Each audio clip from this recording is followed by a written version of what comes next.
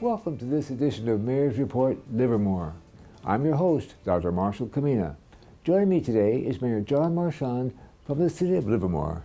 Oddly enough. And welcome to you, Mayor Marchand. Always a pleasure to be here, Marshall. You always have such nice things in the Mayor's Choice category, and may I hand this to you and ask you to tell us what topics you'd like to update us on? Absolutely. So there's a couple things going on. We have the Community Service Day coming up again. Now, I've mentioned it here previously, but the fact this is one of these wonderful things where the community comes together to make Livermore, to keep Livermore a great place to be.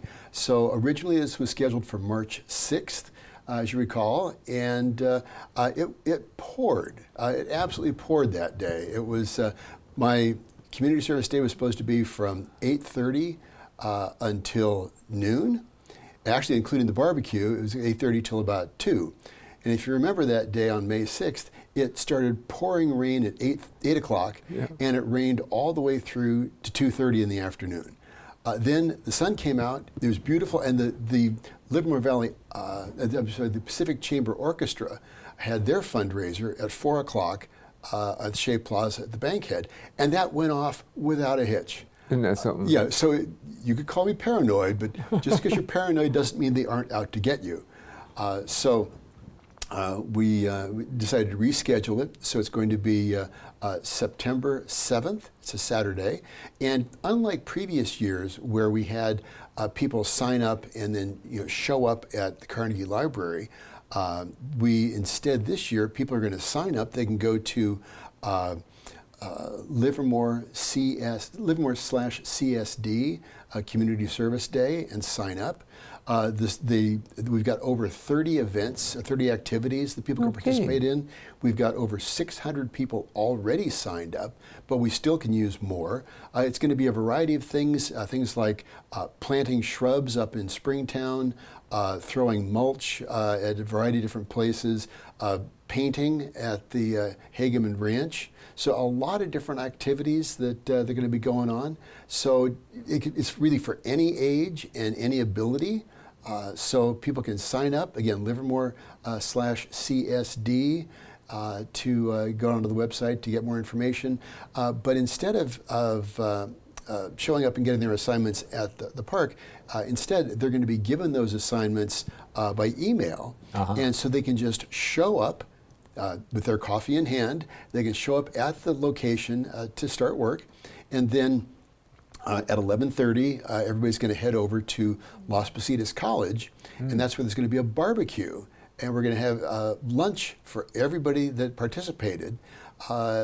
Free lunch up there, and that's going to go until about 1:30.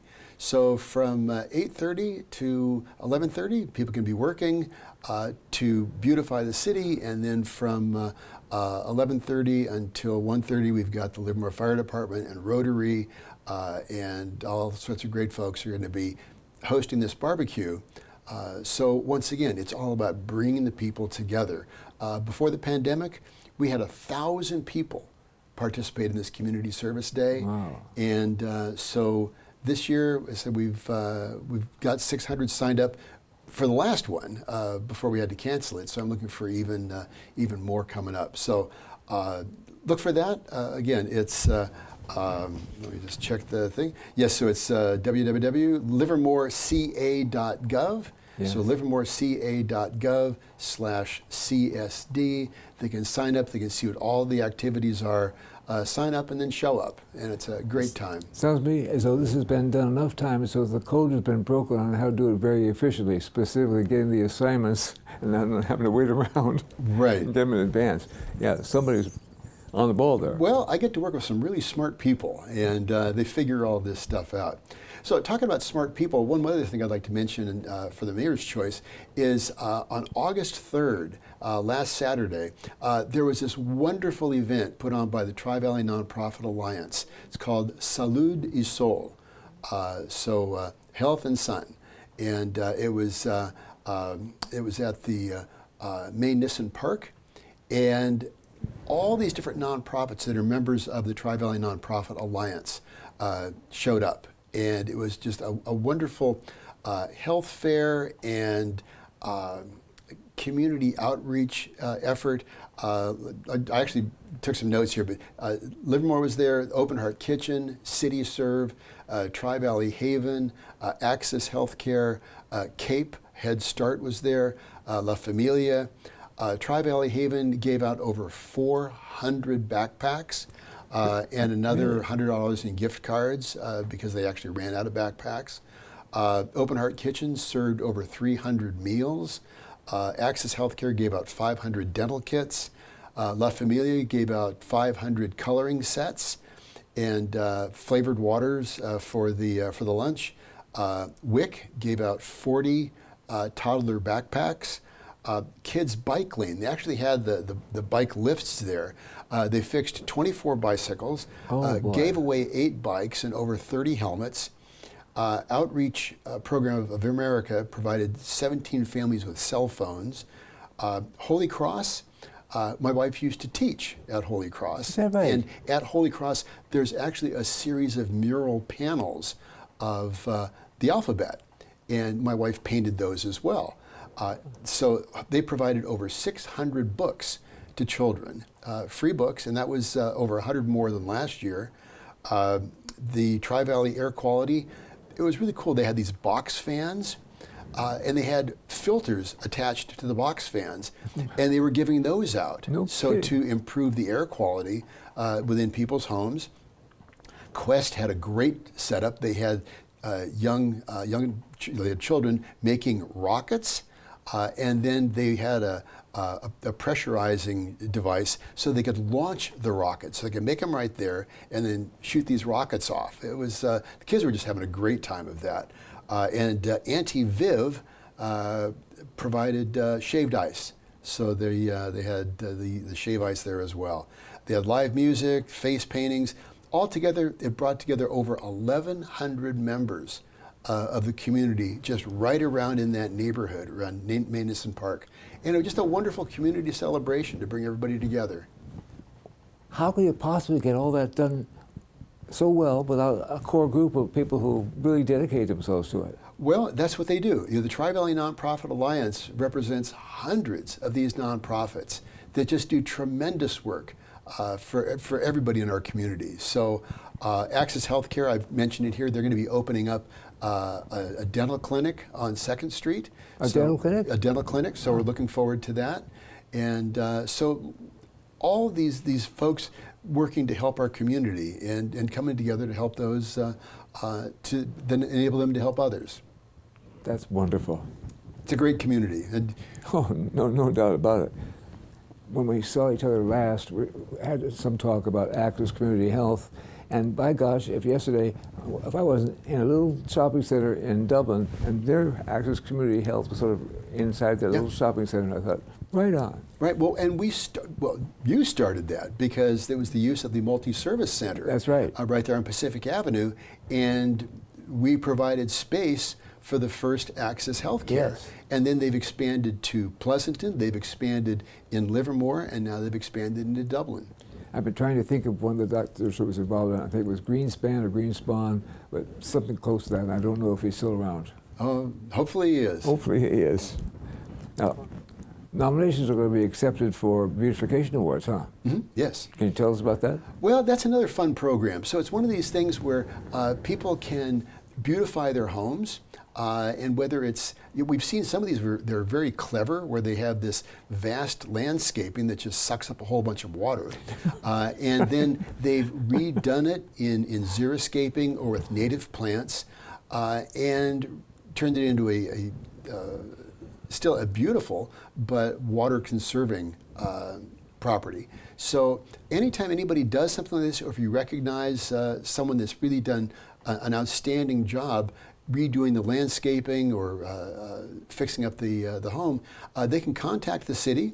They can go to either the city's homepage and fill out an application, or for people that are more low-tech, they can go down to Robertson Park, to the maintenance center at Robertson Park, and fill out a paper application. But we like to be able to recognize people that have done their part to beautify the city of Livermore. They get to have a sign in front of their house that recognizes them as a Beautification Award winner. The winners will be recognized at the November 25th City Council meeting. So people can apply for their own property or a neighbor, either online or in person, and then we'll be giving out the awards on the 25th. Well, I'm sure you remember this. When it first started, there was almost just one group trying to excel, and that would be the historical renovations of individual homes. Yes, yeah. And then it expanded so it could be a business improvement and so on. So it's really got to be a good program. It is, and it's people taking pride in their community, and that's one of the things that I think really makes the difference, is that people do take great pride in Livermore, and rightfully so. We're going to take a short break. We'll be right back on this edition of Mayor's Report Livermore in just a moment.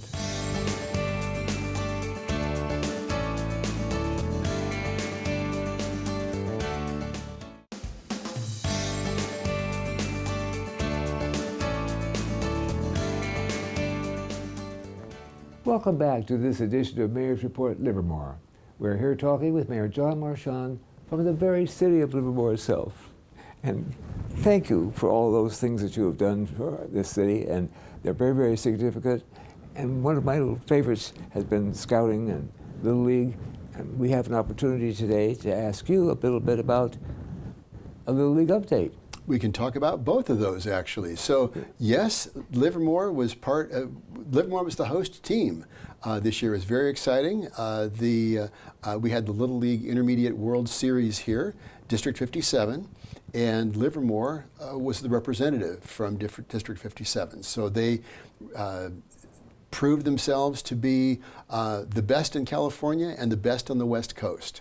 But they're not so good, so they can't be humble, because when they first started that, and I suspect this time too, it gives us a chance to clean up the area a bit and make it spick and span. You know what? The Max Bear Park really showed it off. It's great. When the families came into the downtown, I heard one of the kids say, "This is like Disneyland."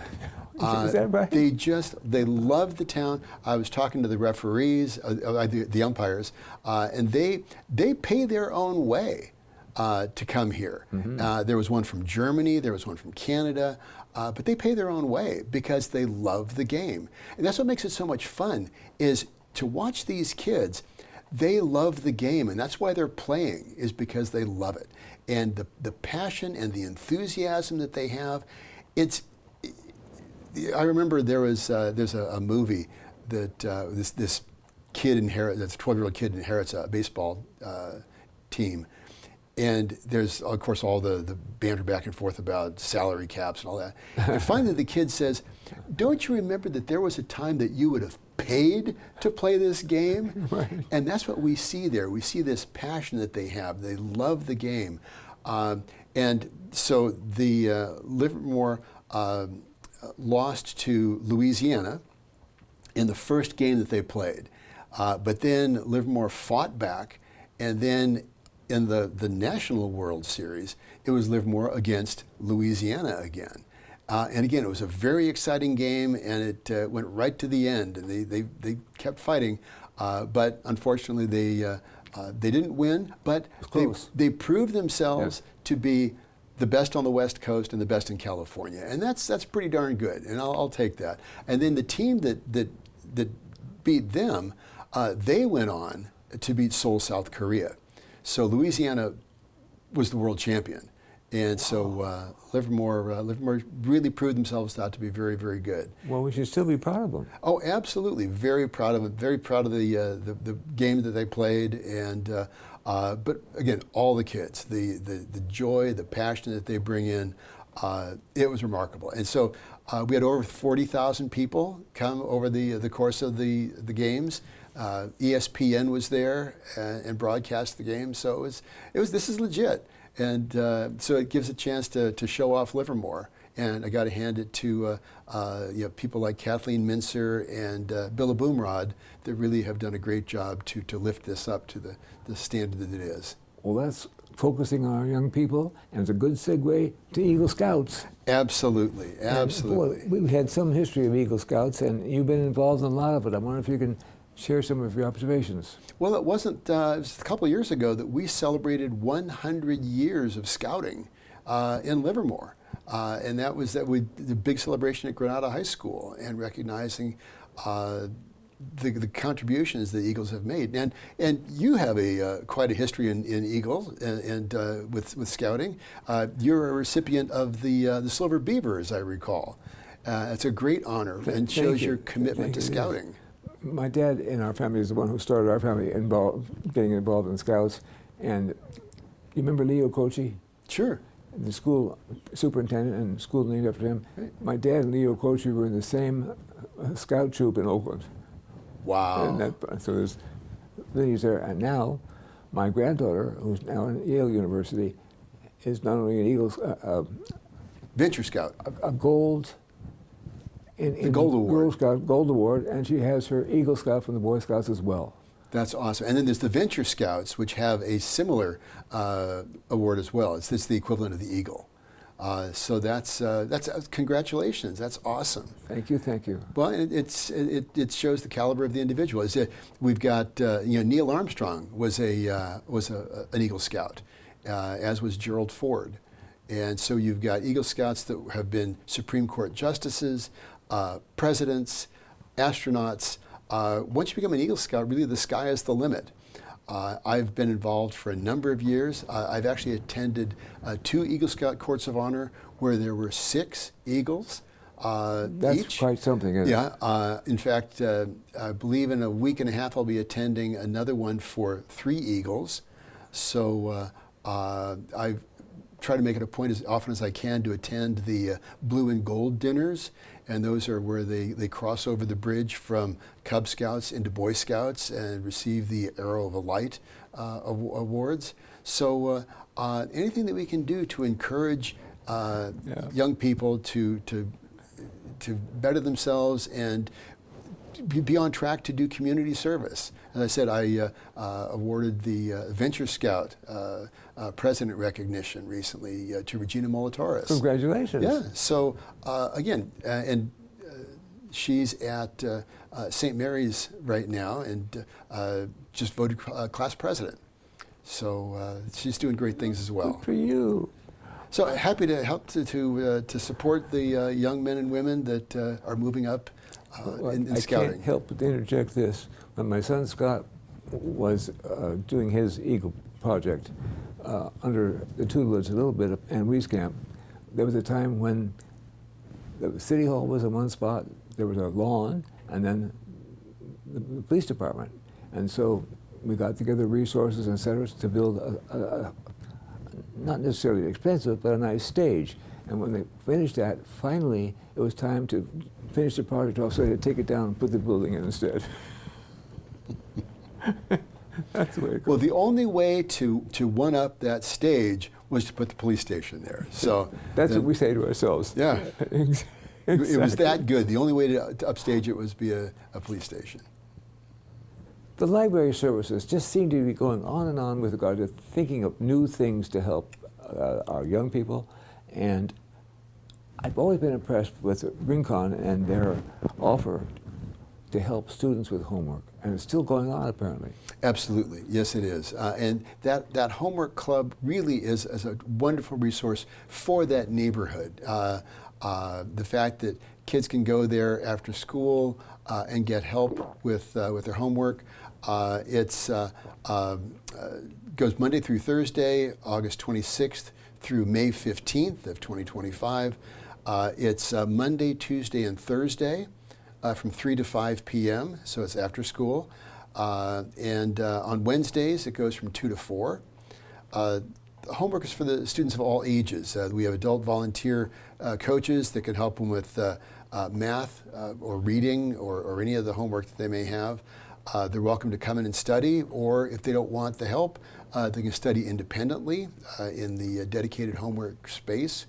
The Homework Help Center is equipped with a computer and a printer, and students can print out in color or in black and white for free of all charge for their school assignments.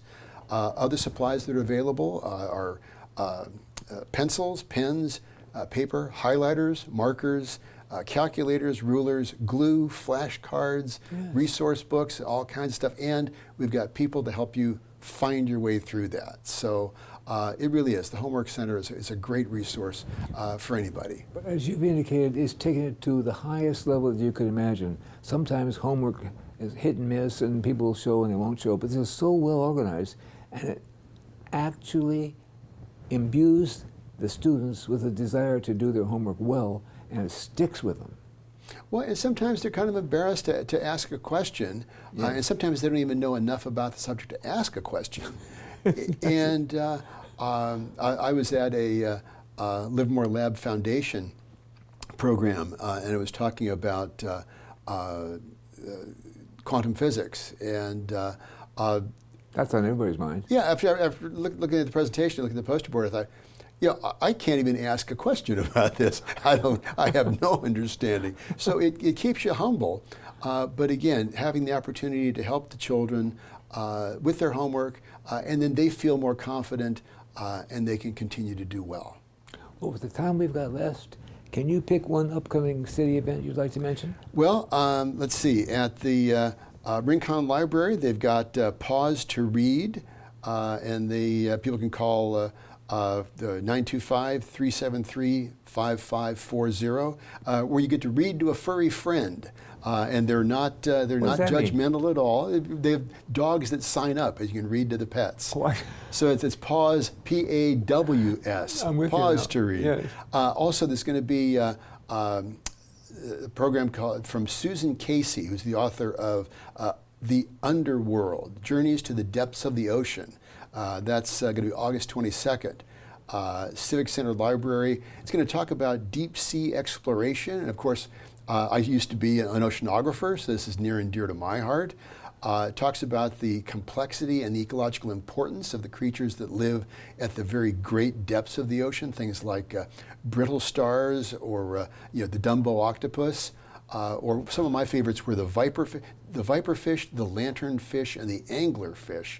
And those use bioluminescent lures to attract their prey. So it's really kind of cool animals that you're talking about in the benthos there and the deep oceans. But have you noticed, I'm sure you have, how much talent there is in the librarians in our libraries, so they come up with all kinds of other things for people to do? You know what? I started working at a Carnegie Library in Hayward when I was 15 years old. It was also a Carnegie Library, and I've always had a deep affection for libraries because that's where so much knowledge is transferred. And that's really what lifts people up. Knowledge is power. And when you teach somebody how to, as I tell people, you can't know all the answers, but you can know how to find the answers. And that's the key to the library, is it shows you how to find the answers. Thank you so much for being here today. I really, really look forward to it. Always a pleasure. And thank you for watching this edition of Mayor's Report Livermore. Join us for the next episode of Mayor's Report right here on Tri-Valley TV. I'm Dr. Marshall Kamena. Thank you for joining us. Sorry for the bump. No, not at all. It's all good.